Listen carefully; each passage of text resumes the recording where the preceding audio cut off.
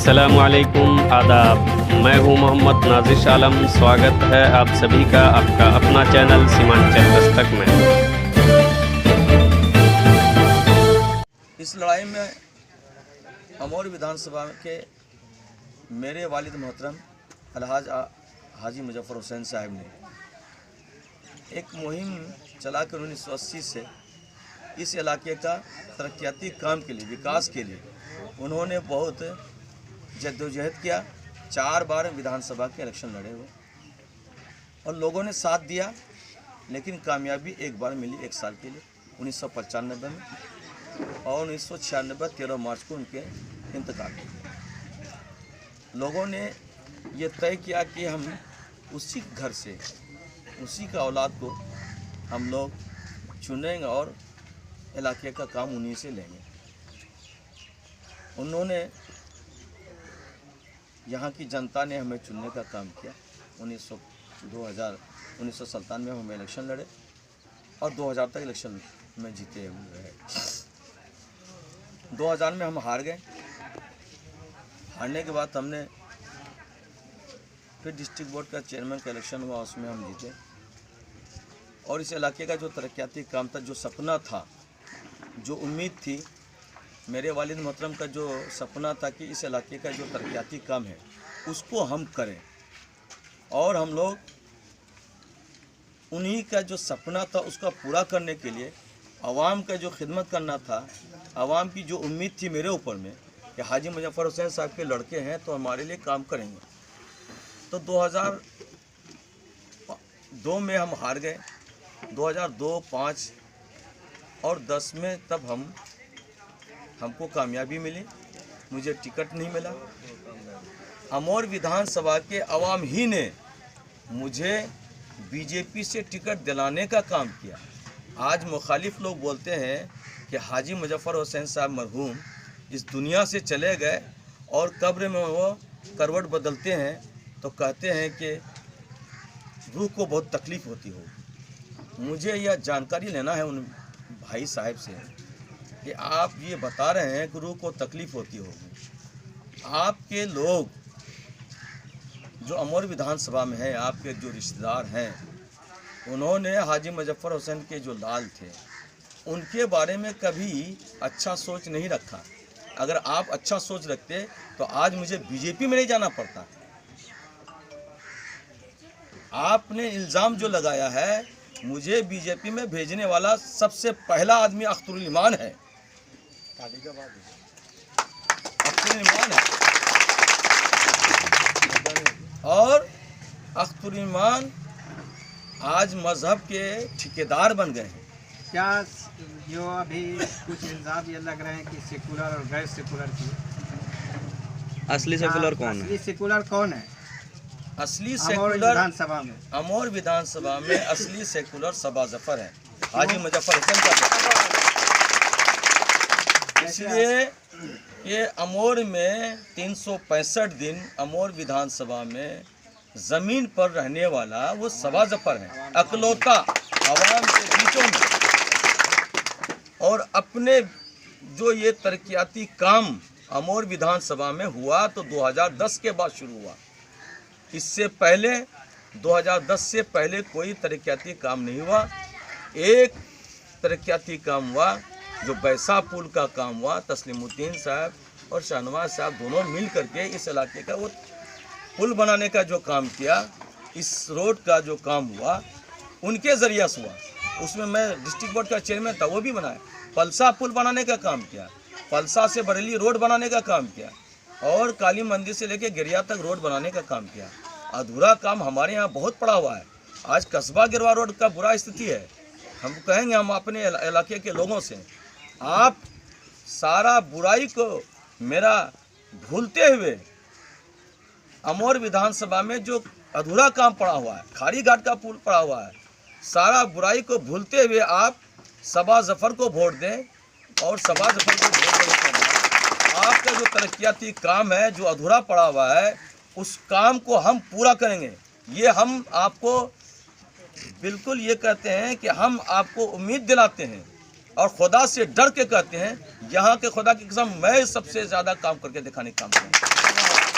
क्योंकि यहाँ की तरक्याती काम तब होगा जब आप सरकार में रहेंगे और ऐसे मुख्यमंत्री जो नीतीश कुमार जी हैं, जो तरक्याती काम करने में सबसे आगे और अव्वल है पूरे हिंदुस्तान में। जो बदहाल ये अमोर था, उस बदहाल को अगर तरक्याती काम किया है तो वो नीतीश कुमार जी किए हैं। और मैं एक बात आपको बताना चाहता हूँ, आज अमोर विधानसभा ही नहीं, सीमांचल में जो कुलैया बिरादरी के लोग रहते हैं, उनको पिछड़ी जाति में एनेक्सर 1 में अगर किसी ने आरक्षण देने का काम किया, ये माननीय नीतीश कुमार जी का देन है। और माननीय नीतीश कुमार जी का देन के वजह से मैं अपने बिरादरी के लोगों से मैं गुजारिश करता हूँ, अपने बिरादरी के लोगों से गुजारिश करता हूँ, उन्होंने आपको इज्जत दी है तो आप भी उनको मेहनत का मजदूरी दीजिए। सर एक सवाल मेरा ये रहेगा, अगर सर आप यहाँ से जीत जाते हैं तो बड़ा ईदगाह में या फिर अमोर में 2-3 कॉलेज की ज़रूरत है, तो सर आप देंगे इलाके के लोगों को कॉलेज? कॉलेज है और हॉस्पिटल है, कॉलेज भी है, हॉस्पिटल भी है, बहुत सारा। अमोर विधानसभा में अभी 82 अनुमंडल के हिसाब से 82 में डिग्री कॉलेज खुला है जी। 82 में डिग्री कॉलेज खुला है। किसी भी विधानसभा में डिग्री कॉलेज नहीं खुला है। मैं इसका सदन में प्रस्ताव रखूंगा और डिग्री कॉलेज खोलने के लिए यहाँ अमोर विधानसभा में रखूंगा प्रस्ताव। इलाके में एक हॉस्पिटल की जरूरत है, कम से कम प्राइमरी हेल्थ सेंटर तो होना चाहिए। 10-12 किलोमीटर इधर अमोर, 12 किलोमीटर कस्बा, 12 किलोमीटर 82, तो 12 किलोमीटर चलना बहुत मुश्किल है। 12 ईदगाह में अगर जमीन मुझे मिल जाती है, अगर जहाँ भी हो, अगर जमीन मिल जाती है तो मैं 12 ईदगाह में खोलने का कोशिश करूंगा।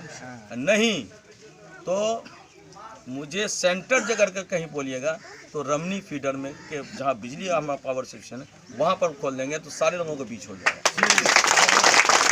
यहाँ पे जो बहुत बड़ा एक प्रोजेक्ट है रसैली पुल, जो अमोर गेरवा सड़क को जोड़ती है, जो 25 किलोमीटर यानी 55 किलोमीटर अमोर और बैसा से पूर्णिया की दूरी हेडक्वार्टर की कम हो जाएगी अमोर गेरवा रोड बनने से। और ये बम्माधार पुल और आपका रसैली पुल, ये अभी तक नहीं बन पाया है।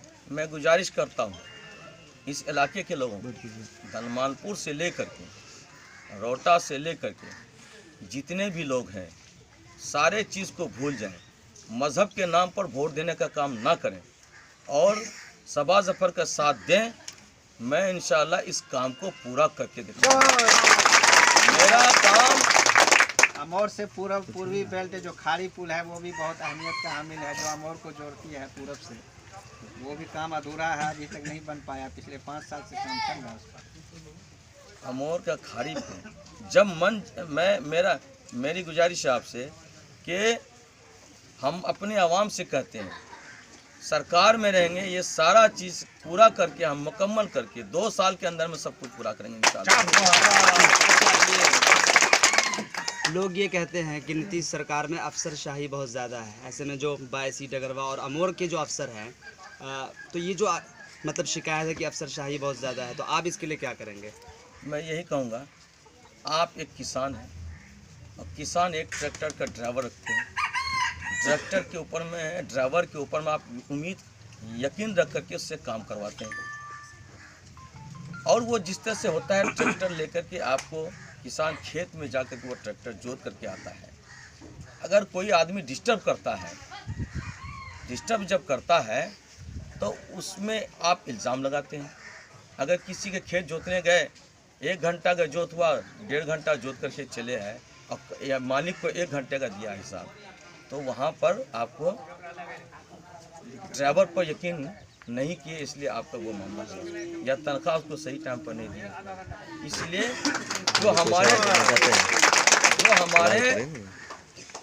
कर्मचारी हैं, अफसर हैं, वो काम सही करते हैं। हम सभी लोग उनको वर्गला करके कुछ ना कुछ गलत करवाने की कोशिश करते हैं, इसलिए अफसर को हम करते हैं तानाशाही। लेकिन सामाजिक न्याय के साथ इंसाफ दिलाने का काम नीतीश कुमार बिहार की राशि जो है आपका अमोर और 22वीं विधानसभा दोनों में कहीं नहीं मिला, जबकि और सब विधानसभा में GR की राशि 6000 लोगों को मिला बाढ़ से। जो हालांकि 3-4 बार बाढ़ आए, यहाँ लोग बहुत परेशान रहे, बाढ़ से खेती फसल नुकसान हुआ। क्या आपको लगता है? आवाम बहुत परेशान भी रहे लॉकडाउन की वजह से, कोरोना की वजह से। 2 आदमी की गलती है। वो एक ये कि आप बूढ़ा आदमी से कितना काम किया। वैसी भी और अमोर भी दोनों तो बूढ़ा हो चुका था, वो लोग बेचारे थक चुके हैं।